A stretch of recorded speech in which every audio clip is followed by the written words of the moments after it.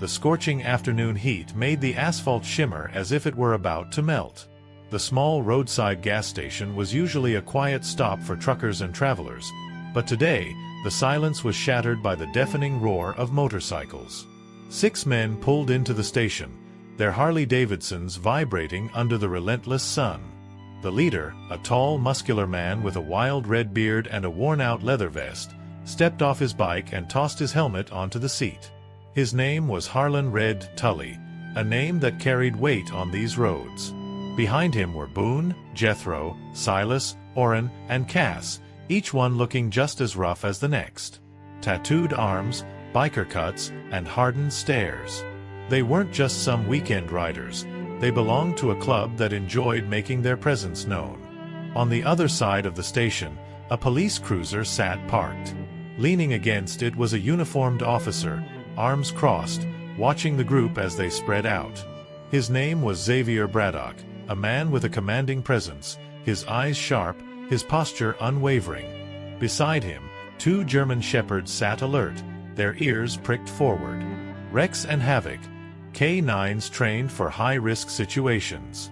They missed nothing. Red noticed the cop and smirked, exchanging glances with the others. A lone officer, and a black one at that, seemed like the perfect opportunity for some fun. "Well, look at this, boys. Seems like we got ourselves a sheriff," Red drawled, walking slowly toward Xavier. The others chuckled, following his lead.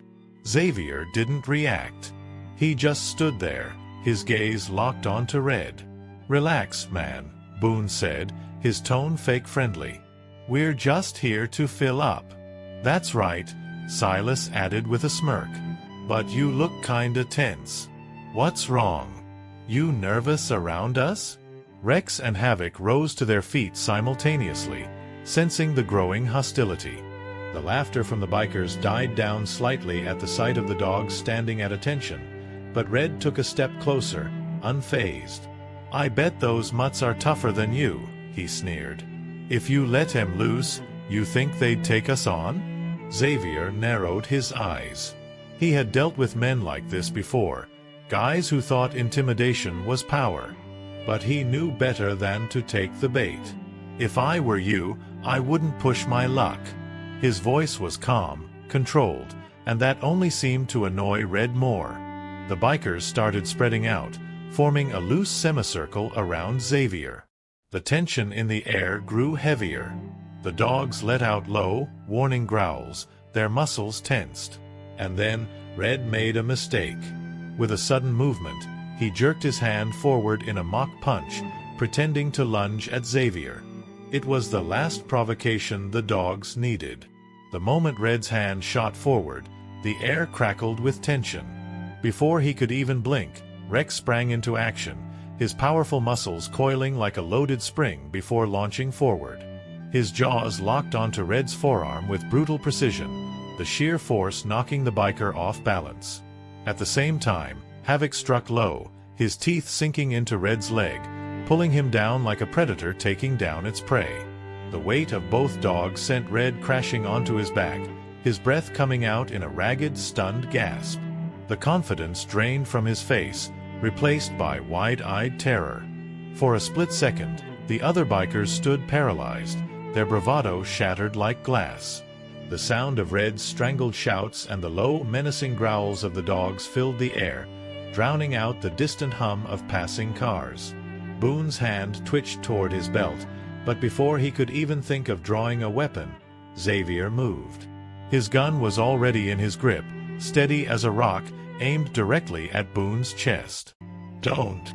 The single word was calm, measured, but behind it lay an unspoken promise. Boone froze, his fingers hovering uselessly over his waistband, sweat forming at his temple. Red thrashed beneath the dogs, his voice cracking with pain and panic. "Get 'em off me. Call them off, damn it." His legs kicked wildly, but Havoc refused to budge, his grip ironclad. Jethro took an uneasy step forward, hands raised. All right. This has gone far enough." His voice lacked the usual smug confidence. It was more of a plea than a demand. The rest of the gang shifted uncomfortably, eyes darting between Red's trembling form and Xavier's unmoving stance. The reality of the situation had sunk in. They had lost control. Xavier didn't answer right away. Instead, he let the scene hang in the air like a noose tightening around their pride. Red's gasps grew more frantic, his body shaking as adrenaline and fear warred within him. Only then, when the weight of the lesson had fully settled, Xavier gave a sharp, deliberate whistle. Rex and Havoc instantly released their grip and retreated to his side, their eyes never leaving the bikers. Their tongues lolled slightly, but they weren't tired. They were waiting. Red collapsed onto his hands and knees, sucking in deep, ragged breaths. His arm was a mess. Blood seeped through his torn sleeve, his skin marred by deep indentations. He clenched his jaw, his hands trembling as he struggled to push himself upright. His gang remained rooted in place, no longer the untouchable wolves of the road. Now, they just looked like men who had been put in their place. Xavier took a slow, deliberate step forward, his shadow stretching over Red like an omen. "I warned you," he said, his voice calm, matter-of-fact. "Not a threat, just the truth." Red's head snapped up, his face twisted in pain and humiliation. "You think you're some kind of tough guy?" he spat, but his voice was hoarse, lacking its usual venom. The words were empty, and he knew it. Xavier crouched slightly, meeting Red's gaze with an unreadable expression.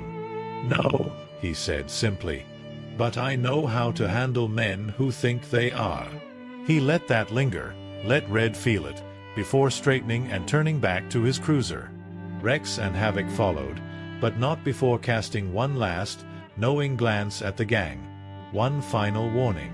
The sound of the police car pulling onto the road felt deafening in the thick silence that followed.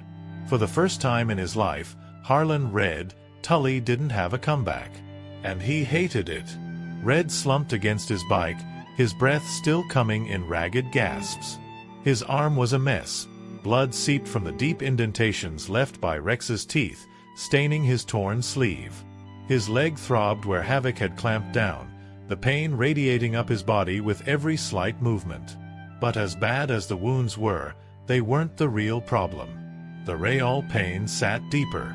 Boone, Jethro, Silas, Orrin, and Cass stood around him in silence, their usual confidence stripped away. None of them could look him in the eye. They were waiting for him to say something, waiting for him to pick up the shattered pieces of his pride and tell them what the hell they were supposed to do next. But Red couldn't speak, not yet. His mind was stuck on what had just happened. The feel of the pavement against his back. The weight of those damn dogs holding him down. The look on Xavier Braddock's face. That look. It hadn't been arrogance. Hadn't been anger. It was something worse. Xavier had looked at him like he was nothing. Like he wasn't even worth hating. Like he wasn't even a threat. The thought sent a fresh wave of rage surging through Red's chest. Boone exhaled sharply and ran a hand over his shaved head. Man, that was some bullshit. His voice was tight, frustration woven into every syllable. But underneath that frustration, there was something else, uncertainty. Jethro, arms crossed, jaw clenched, kicked at a loose chunk of asphalt near his boot. "We let that son of a bitch walk." His voice was quieter, but the anger in it was heavier. He wasn't just talking about Xavier. He was talking about the weight of what had just happened. The gang had spent years carving out a reputation. Every bar, every highway, every backroad town, they made sure people knew who they were. No one questioned them. No one stood up to them. No one humiliated them. But today, they hadn't just been challenged. They had been beaten. And the worst part? There had been no fight. No knockdown brawl. No battle to prove their strength. Just a single cop and his two dogs, tearing Red apart like it was nothing. People were going to talk. That was the kind of thing that spread fast in places like this. And once a reputation cracked, It never healed the same. Red's fingers curled into a fist against his knee. His breathing had slowed, but his body still trembled, not from fear, but from the sheer, blistering heat of his own humiliation. This couldn't stand. Not after everything they'd built. Not after the way Xavier had just walked away, leaving him there like some damn nobody. Silas, who had been standing with his arms crossed, finally spoke. "So what do we do?" His voice was level, but careful. The others turned to Red, waiting. He was still their leader, but now he had to prove it. Red lifted his head slowly, wiping sweat from his brow with his good arm. His jaw was clenched so tight it ached. When he finally spoke, his voice was low, steady, but colder than it had ever been before. "We don't let this slide." The words were simple, but they sent a ripple through the group. Boone let out a slow breath, his knuckles cracking as he flexed his fingers. Jethro gave a short nod, the tension in his shoulders shifting from uncertainty to something far more dangerous. Orrin and Cass exchanged glances, understanding passing between them in silence. The shift had happened. The decision had been made. This wasn't over. And whatever happened next, Xavier Braddock wouldn't see it coming. The sky had deepened into a burnt orange by the time the gang finally left the gas station. The ride back was silent. No revving engines, no laughter, no rowdy banter, just the sound of tires against the road and the heavy weight of unfinished business hanging between them. They didn't go to their usual bar. Red took them somewhere quieter. A rundown auto shop just off the highway, a place they had used before when things got ugly. It was the kind of place where no one asked questions. Inside, the air was thick with motor oil and sweat. A single dim bulb flickered overhead as Red paced near the workbench, his bloodied sleeve rolled up, revealing the bruises and bite marks that still burned against his skin. His fingers tapped against the wooden surface, a slow, deliberate rhythm, his mind calculating. The others leaned against whatever was closest. Old tool chests, stacks of tires, the hood of a half-stripped-out car. No one spoke first. They were waiting for Red. Waiting for the next move. Finally, Boone broke the silence. "So what's the play?" His voice was calmer now, controlled, but there was an edge to it. An expectation. Red stopped pacing. He inhaled slowly, staring down at his torn sleeve, at the dried blood. Then he smirked. "We remind that bastard who runs these roads." Jethro nodded, cracking his knuckles. "Yeah. We make sure he don't forget." But Boone wasn't satisfied with vague words. He leaned forward, eyes sharp. "And how exactly do we do that?" Red exhaled through his nose, his smirk fading. He already knew the answer. It had been building in his mind ever since he hit the pavement back at that gas station. They wouldn't just go after Xavier. They'd go after what he cared about. The dogs. Boone seemed to catch on first. His lips curled into something dark. "We put his mutts down." A slow, unsettling silence stretched between them. It wasn't just about revenge anymore. It was about sending a message. Cass shifted uncomfortably, but he didn't speak. He knew better than to argue. Jethro, Orrin, and Silas all shared a look, a silent agreement. Red's smirk returned, but this time there was nothing amused about it. "Tomorrow night," he said, "we hunt." The night had settled thick and heavy over the town, the kind of darkness that felt unnatural, suffocating. The only sounds in the rundown auto shop were the occasional clicks of metal, a shotgun being checked, a knife being sharpened, brass knuckles slipping into place. The air inside was dense, charged with something colder than rage. This wasn't reckless anger anymore. It was planning. It was purpose. Red sat at the head of an old workbench, rolling his injured arm, testing the stiffness in his muscles.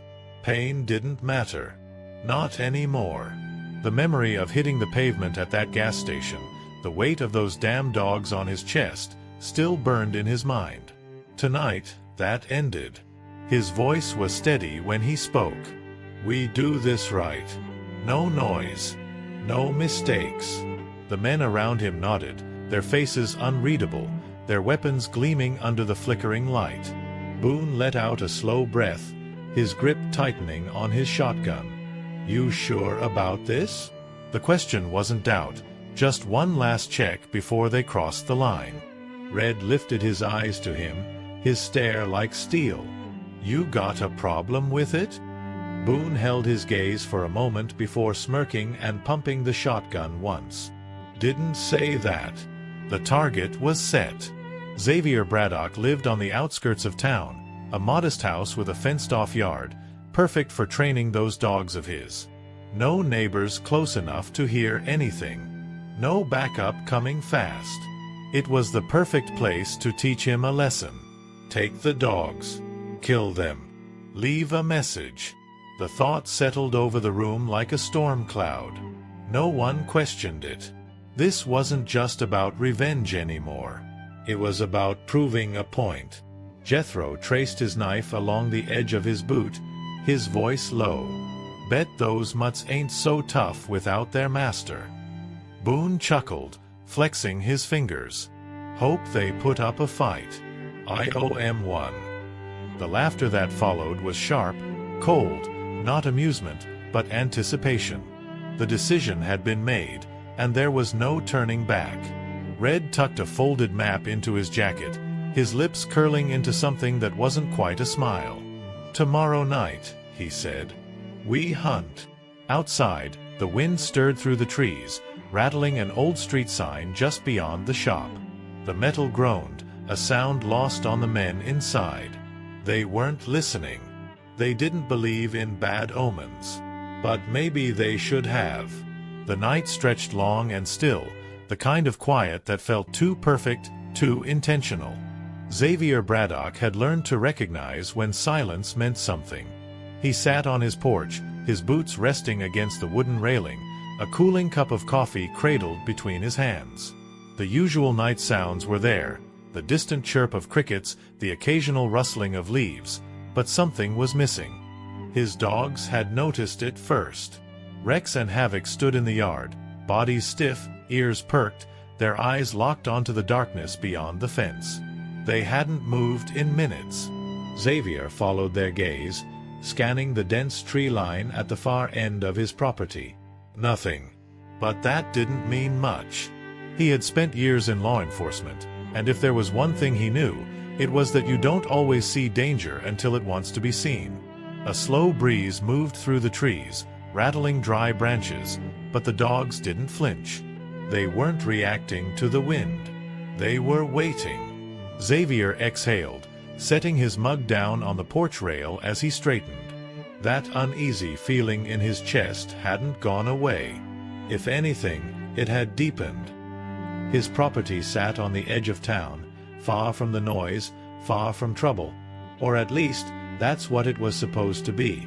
He had chosen this place for its solitude, for the open space where Rex and Havoc could train without distraction. It was a place designed for peace. But isolation had its risks. If someone came looking for trouble, there was no one else around to see it. Rex let out a low, rumbling growl, breaking the stillness. Not loud, not aggressive, just a warning. Havoc's muscles tensed, his stance shifting slightly forward. Xavier's hand instinctively went to his hip, brushing against the cool metal of his holstered gun. A habit, a precaution. He had been a cop for too long to ignore his instincts. His eyes stayed fixed on the tree line, scanning for movement. Was it just an animal? A coyote? A stray dog? Or was it something else, something with a purpose? His jaw tightened. He didn't like unanswered questions.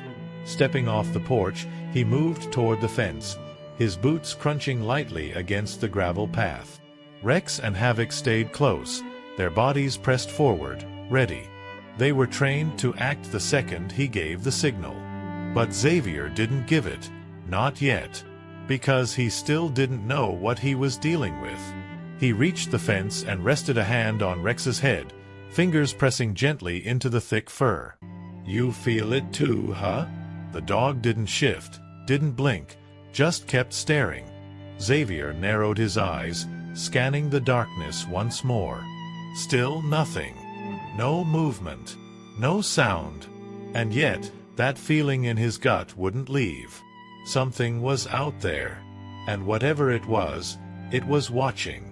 The night was deep now, heavy and unmoving. The kind of dark that swallows sound, that makes the world feel smaller. Out on Xavier's property, the wind had died down, leaving only stillness in its wake.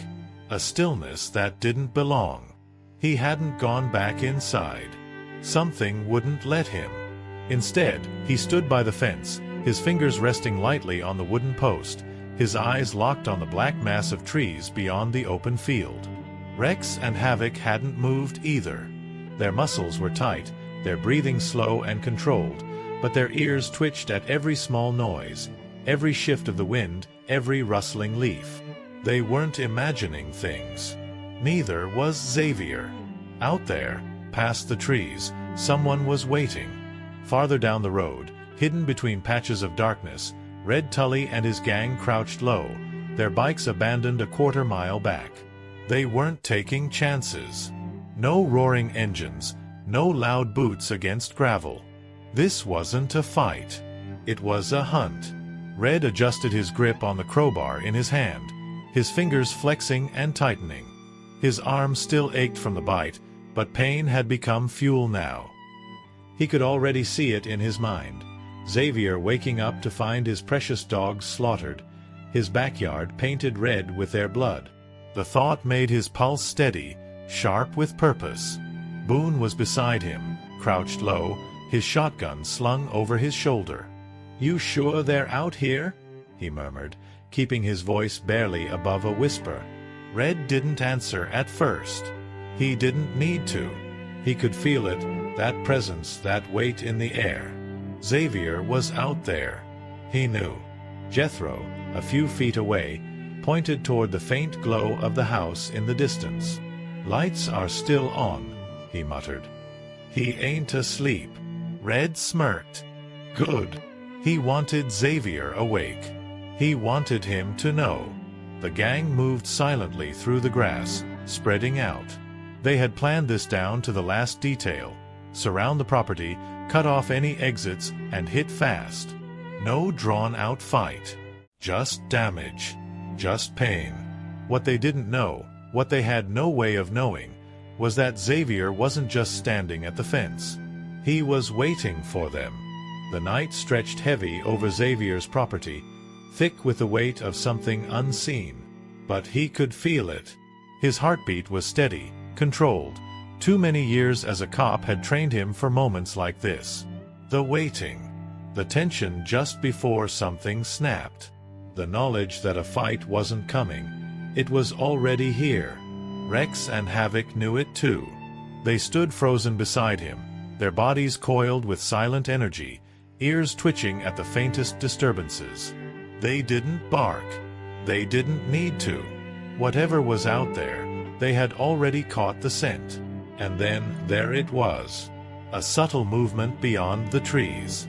A shift in the darkness. A footstep, cautious but not careful enough. Xavier exhaled slowly. He wasn't the one being hunted. They were. Hidden in the tall grass, Red crouched low, gripping the crowbar so tightly his knuckles turned white. This was it. The moment he had been waiting for. He could already picture it. The chaos, the blood, the wreckage. His pulse thrummed with anticipation. Boone signaled from the left, Jethro and Silas creeping toward the fence from the other side. They had Xavier surrounded. Or so they thought. Because before Red could move, before he could take that last step forward, Havoc exploded from the shadows. A blur of muscle and teeth, silent as death, striking from nowhere. Jethro barely had time to react before Havoc's jaws clamped onto his forearm, dragging him down with raw, relentless force. He screamed, the sound tearing through the night like a siren. The plan was already falling apart. Boone swung his shotgun up, but before he could aim, Rex was on him. A deep, guttural snarl cut through the chaos as Rex slammed into Boone's chest, knocking him off balance. The shotgun hit the dirt, useless. The hunter had become the hunted. Xavier stepped forward, his silhouette cutting against the porch light behind him. His gun was already drawn, his voice calm, but colder than ice. "I was hoping you'd come." Red stumbled back, watching as his men fell apart in seconds. The fight hadn't even started, and they had already lost. Red's chest rose and fell in sharp, ragged breaths. His grip on the crowbar was slick with sweat, his knuckles aching from how tightly he held it. This wasn't how it was supposed to go. In his mind, they would have hit fast, torn through those damn dogs, left Xavier humiliated. But now Jethro was screaming, Boone was on the ground, and the rest of the gang stood frozen, staring at the wreckage unfolding around them. Rex and Havoc weren't just dogs. They were executioners. Xavier still hadn't moved. That was the worst part. He stood there, gun steady, shoulders relaxed, like he had expected this. Like he knew exactly how this was going to play out. Red felt his stomach twist. They had walked into a trap. Boone groaned beneath Rex's crushing weight, his shotgun lying useless in the dirt. Silas and Oren hadn't even drawn their weapons. Their hands hovered near their belts, but their eyes darted back and forth. They were thinking about running. Red refused to accept it. No, they weren't done yet. With a guttural roar, he lunged forward, swinging the crowbar in a wide, desperate arc. The air split with a sharp crack, a gunshot. A brutal, ripping pain tore through Red's shoulder, white-hot and blinding, sending him sprawling backward. The crowbar slipped from his grasp, landing uselessly beside him. He hit the ground hard, his breath stalling in his throat, hands instinctively clamping over the growing stain of blood spreading across his jacket. Xavier lowered his gun slightly, his face unreadable.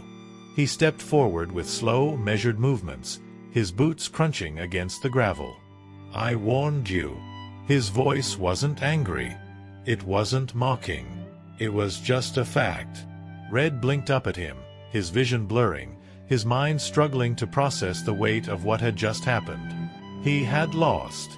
They had all lost. Completely. Silas was the first to drop his weapon. It hit the ground with a dull thud, followed by Oren's knife.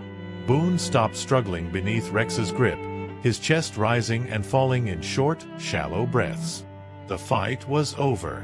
The gang wasn't just defeated, they were broken.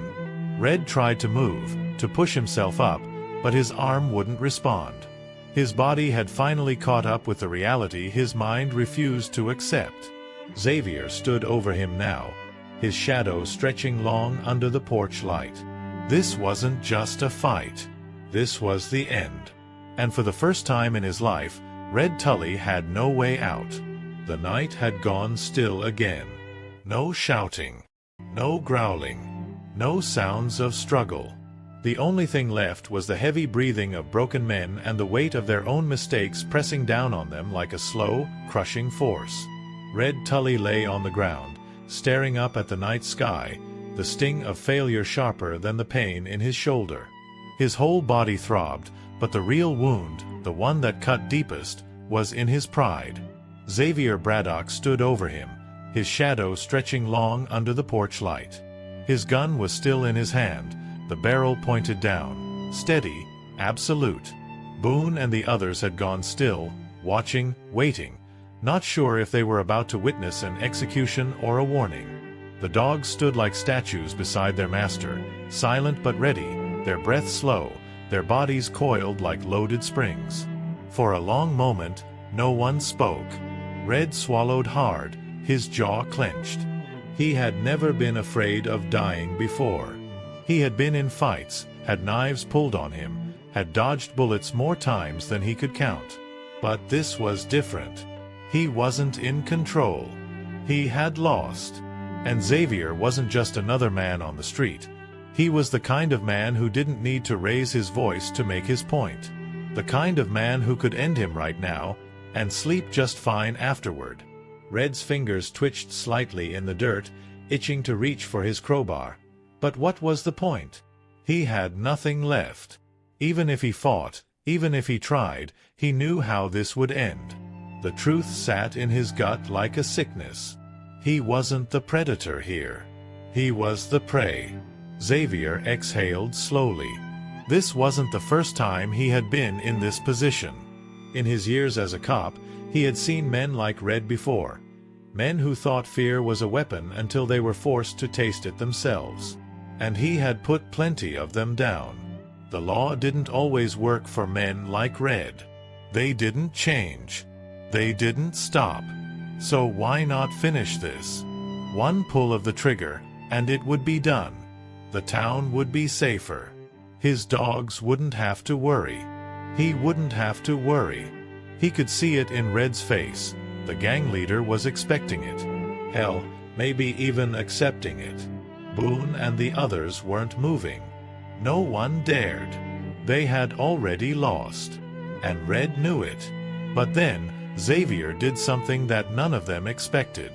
He lowered the gun, turned his back, and walked away. Red's chest rose and fell in short, uneven breaths. He blinked, his mind stalling, struggling to process what had just happened. No, this was worse than death.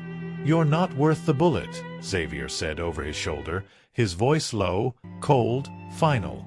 Boone let out a slow breath, relief and humiliation mixing in his eyes. One by one, the rest of the gang stepped back. Silas grabbed Jethro under the arm, dragging him up, his body limp and useless. Orrin kept his gaze low, refusing to look at Xavier or the dogs. There was no fight left in them. No threats. No last words. Just silence. Defeat. They backed away, disappearing into the dark, their boots crunching against the gravel as they walked toward their bikes. They had come here to ruin a man. Instead, they had been destroyed. Red was the last to move. He sat up slowly, his wounded arm hanging limp at his side. His vision swam, his thoughts tangled. He wanted to say something, to spit out some last insult, to leave Xavier with something to remember him by. But there was nothing. His words had been stolen, ripped from him just as brutally as his reputation. Xavier had taken everything from him. And he hadn't even needed to pull the trigger. The gang was gone now, their bikes roaring back to life in the distance, engines fading into the night. Red stayed behind for just a moment longer, staring at the blood-stained dirt beneath him. Then, without another word, he pushed himself to his feet and limped away. Xavier watched from the porch, his hand resting lightly on Rex's head. Havoc sat beside him, his gaze still locked on the path where the gang had disappeared. The wind stirred, rustling the trees, but Xavier didn't move. He didn't need to see Red's face to know what was there. Because some men don't need to die to be destroyed. They just need to lose.